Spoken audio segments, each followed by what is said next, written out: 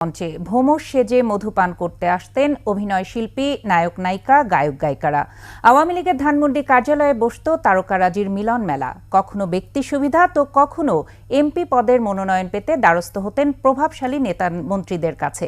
রাজনীতির মাঠ থেকে বেডরুম অবাধ যাতায়াত ছিল অভিনেত্রীদের। ক্ষমতার অপব্যবহার করা এইসব তারকার বিরুদ্ধে মুখ খুলতে শুরু করেছেন সংস্কৃতি অঙ্গনের ব্যক্তিত্বরা। বিস্তারিত জানাচ্ছেন আদিত্য মামুন। ভোট না দিলে জামু বাপের বাড়ি। কখনো রাজনীতি না করা তারানা, সুবর্ণা, মমতাজ বেগমরা বারবার নির্বাচিত হয়েছেন সংসদ সদস্য।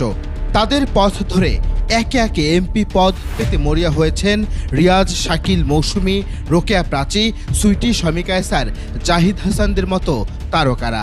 যখন যে দল ক্ষমতায় তখন তাদের লেজুর বৃত্তি সাফল্যের চাবিকাঠি এইসব তারকাদের। আমি জানতাম কিন্তু